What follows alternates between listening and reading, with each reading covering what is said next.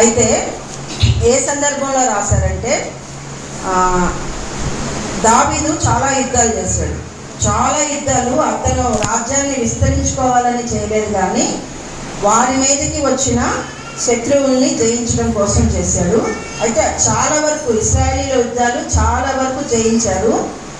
ప్రతి సందర్భంలో జయం పొందిన ప్రతి సందర్భంలో విజయ గీతాలు పాడారు.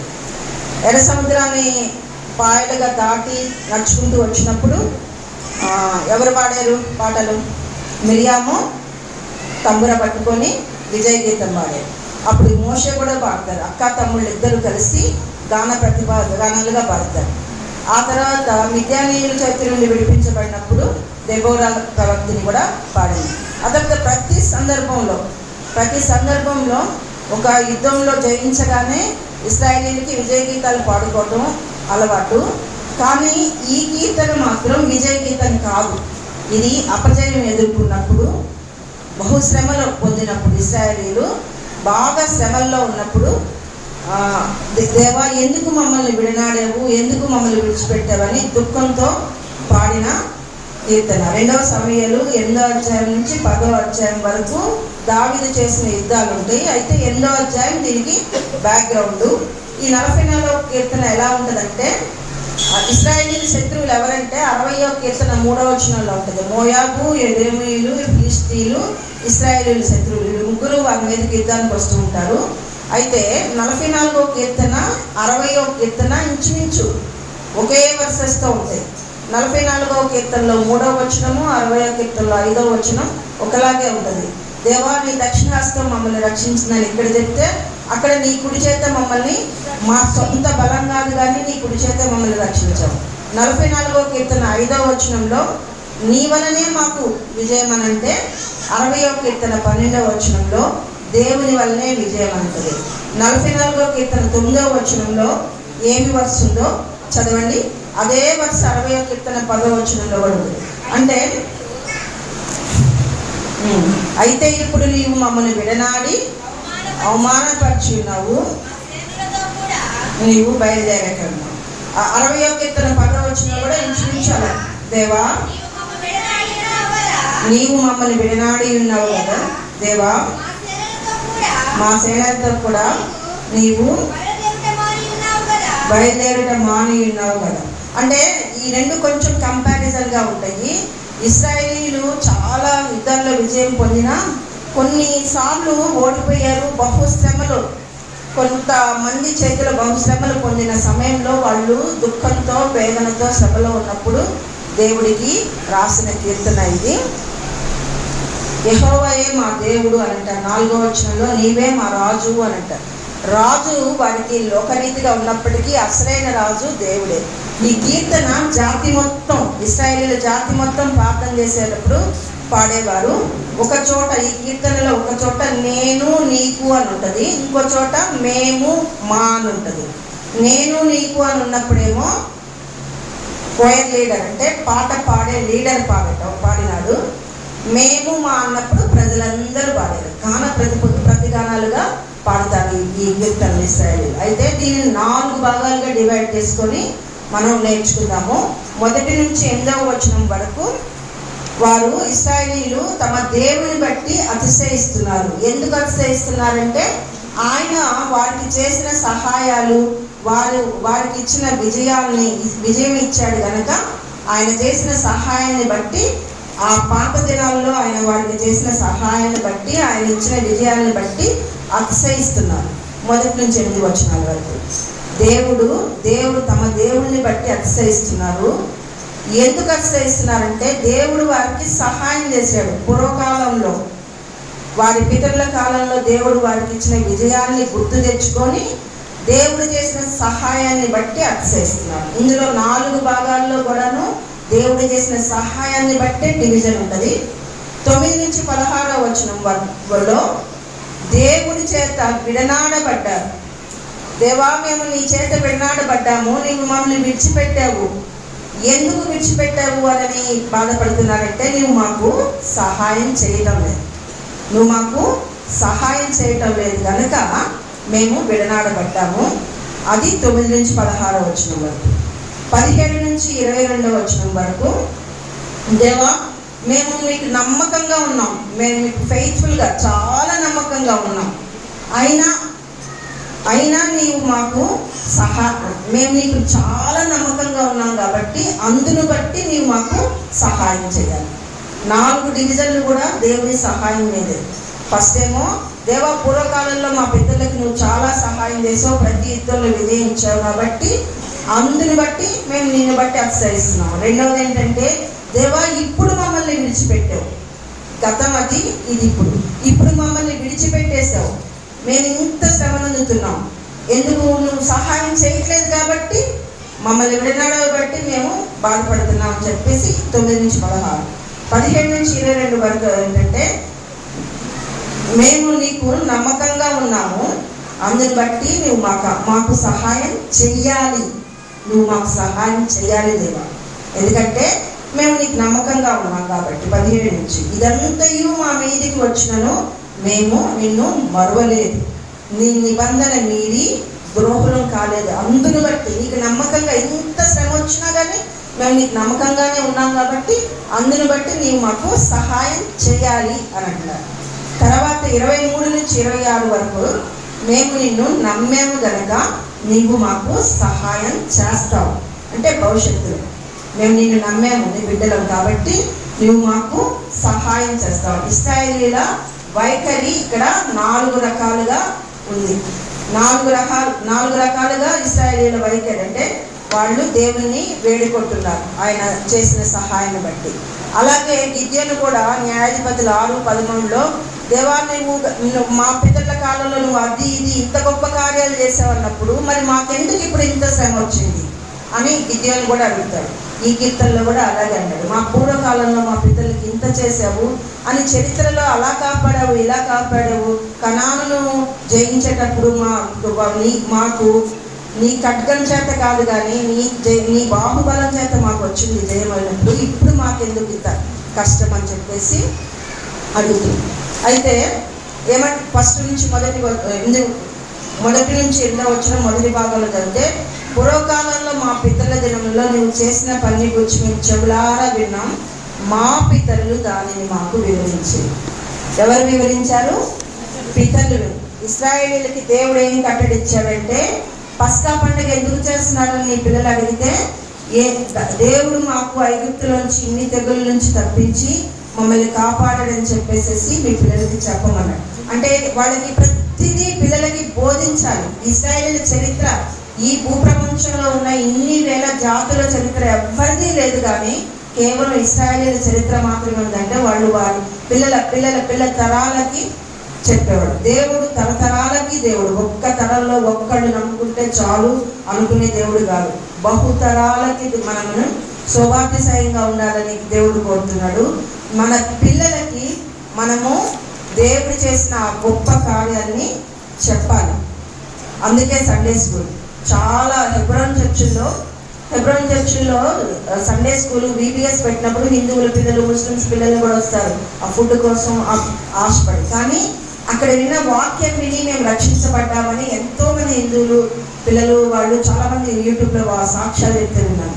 చిన్నతనంలో పిల్లల హృదయంలో ఏమి వేస్తే ఏమి నాటితే అది వారికి బహుగా పనిచేస్తుంది. యవన ప్రాయంలో చిన్నతనంలో ఇప్పుడు మన సమాజ పరిస్థితులు ఇప్పుడు ఎలా మారిపోయాయి అంటే, మా చిన్నతనంలో మాకు స్కూల్లో మోరల్ పీరియడ్ ఉండేది, నీతి కథలు చెప్పేవాళ్ళు, ఇలా ఉండాలి అలా ఉండాలి, నీతిగా న్యాయంగా ఉండాలి, తప్పులు చేయకూడదు, పెద్దలకి విధేయత చూపించాలి, దేవుడి యందు భయభక్తులు ఉండాలని చర్చిలో నేర్పేవాడు. చర్చికి వస్తే దేవుని యందు భయభక్తులు ఉండాలని స్కూల్లోనేమో నీతి కథలు చెప్పేవాడు. ఇప్పుడు లేదా తల్లిదండ్రులు కూడా చెప్పేవాడు. పిల్లలకి 3 ప్లేసెస్లో, ఇంటి దగ్గర తల్లిదండ్రులన్నా నేర్పుకోవాలి, పెద్దల్ని ఎలా గౌరవించాలి, ఎట్లాగా దేవుని యందు భయభక్తులు కలిగి ఉండాలని స్కూల్లో టీచర్స్ అన్నా నేర్పాలి, లేదా చర్చ్కి వస్తే సండే స్కూల్లో నేర్పాలి. ఈ 3 కూడా ఈ సమాజంలో ఇప్పుడు లేవు, కనిపించట్లా. తల్లిదండ్రులు నేర్పట్లా, పిల్లలకి నేర్పేవారు ఎవరు? తల్లిదండ్రులు నేర్పితే స్కూల్లో టీచర్స్ సమయమే లేదు, టైమే లేదు నేర్పడానికి. సండే స్కూల్స్ కొన్ని చర్చెస్లో ఉండట్లా. సో పిల్లలు పెద్దల్ని బహుగా ఎదిరిస్తున్నారు. మాదే అని చెప్పేసి ఇష్టానుసారంగా తల్లిదండ్రులకు లోబడకుండా తయారవుతున్నారు. దీనికి అంతటికీ కారణం మనందరిది బాధ్యత. సో ఇశ్రాయేలీయులకి మా పితరులు దాన్ని మాకు వివరించింది. దేవుడు చేసిన గొప్ప కార్యాలని పిల్లలకి వివరించాలి. ఎందుకంటే దేవుడు తరతరాలకి దేవుడు. దీని గురించి చాలా రిఫరెన్స్లు ఉన్నాయి.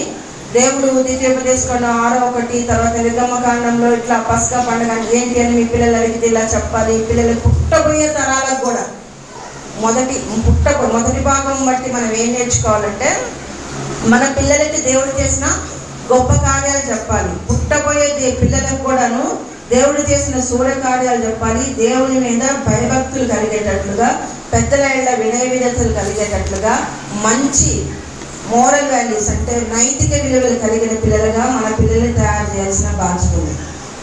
ఎలా అంటే ఏ కష్టం వచ్చినా కానీ పిల్లలు కురిగిపోకుండా ధైర్యంగా నిలబడేటట్లుగా పిల్లల్ని పెంచాలి. నీవు నీ భుజబలం చేత అన్యజనులను వెళ్ళగొట్టి మా పితరులను నాటివి. ఎక్కడ? ఆ కనాను దేశంలో ఆ కనాను జాతీయులు, పెరిజీలు, హివ్వీలు, అమోరీలు, వాళ్ళందరూ కూడాను బహుగా విగ్రహారాధన చేసి ఇష్టమైన హేక్రియలు చేస్తుంటే దేవుడికి వారి మీద విసుగు కలిగి వారిని అందరినీ వెళ్ళగొట్టి ఇశ్రాయేలీయులను అక్కడ నాటాడు. ఆ యుద్ధాలన్నీ ఖడ్గం చేత కాదు దేశాన్ని స్వాధీనపరుచుకుంది.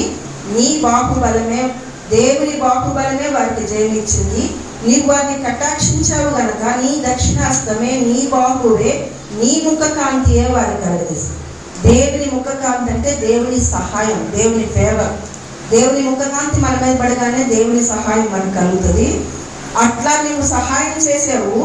నీ వలన మా విరోధులు మేము అణచివేసాము. నీ నామం వలనే ఎవరైతే మన మీదకి లేస్తారో ఈ వాక్యాన్ని మీరు బాగా గుర్తుపెట్టుకోండి. చాలామంది ఇప్పటి మన ఈ కీర్తనలు ఎలాంటివంటే, ఆ రోజుల్లో ఇశ్రాయేలీల దావీదు కాలంలో ఉన్న పరిస్థితులకి పనిచేస్తాయి, ఇప్పుడు మన పరిస్థితులకు పనిచేస్తాయి.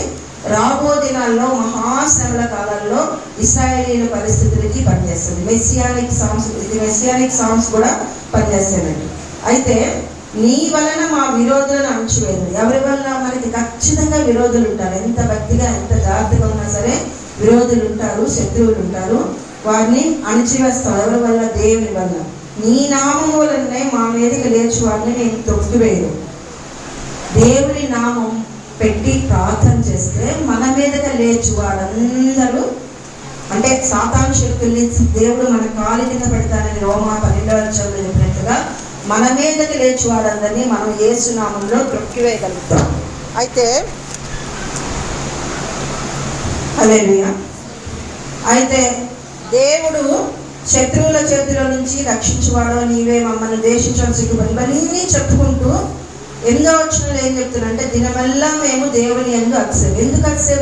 ఆయన చేసిన ఆ గొప్ప విజయాన్ని బట్టి, నీ నామాన్ని బట్టి నిత్యము కృతజ్ఞతాస్తుతులు చెల్లిస్తూ ఉన్నాం. కానీ అయితే ఇప్పుడు నీవు మమ్మల్ని 9లో ఇప్పుడు నీవు మమ్మల్ని విడనాడి అవమానం. ఎంత అవమానం పొందారంటే ఇశ్రాయేలీయులు.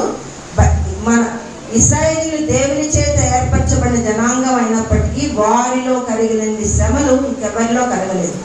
వారి కడుపున పుట్టిన బిడ్డల్నే చంపుకొని తిన్న నీచమైన పరిస్థితులు వచ్చినాయి వారికి. ఎందుకంటే దేవుడు ప్రేమించిన, మనం అనుకుంటాం దేవుడు మనల్ని ప్రేమించాడు, రక్షించబడ్డాము, మనకేం జరగదు అనుకుంటాం.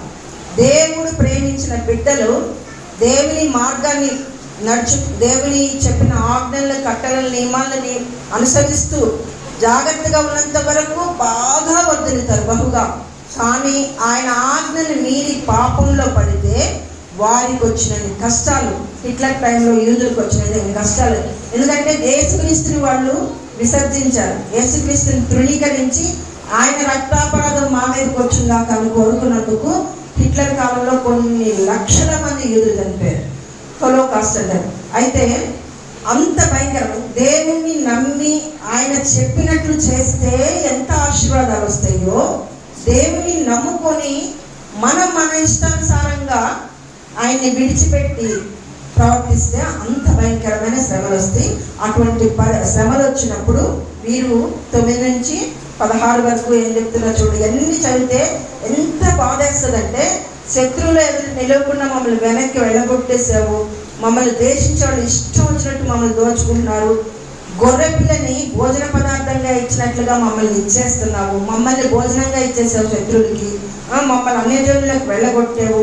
అసలు వెలే లేకుండా, బానిసకైనా ఒక వెల ఉంటుంది కానీ మాకు వెలే లేకుండా మమ్మల్ని చేసావని వాళ్ళు దేవుడి మీద వెక్సయి ఇలా మా పొరుగు వారికి నిందాస్పదంగా చేసావు, అన్యజనులు మమ్మల్ని సామెతకి ఎత్తుగా చేసావు, శత్రువులను బట్టి ఇలా దూషించి వారి మాటలు వినగా మాకు ఇలా కష్టం వస్తుంది, సిగ్గు మా ముఖాన్ని కడుగుతుంది. ఇవన్నీ చెప్పుకుంటూ ఎందుకు ఎగతాళి కారణంగా చేసామని అంటున్నారు. ఎందుకంటే వారి పాపం వల్లే, వారి అవిధేయత వల్లే అవి వచ్చినాయి. కానీ అది మర్చిపోయి దేవా నువ్వే చేసావు, ఇలాగా నువ్వే మర్చిపోయావు, నువ్వే మమ్మల్ని విడనాడావు అని చెప్పి అడుగుతున్నారు. అందుకే మాకు సహాయం నీ దగ్గర నుంచి రావట్లేదు, ఇదంతా మా మీదకి. అయితే ఇంత శ్రమ వచ్చిన మళ్ళీ వాళ్ళని వాళ్ళు సరివేసుకొని ఇంత శ్రమ వచ్చినప్పటికీ ఇదంతా మా మీదకి వచ్చినను మేము నిన్ను మరవలేదు.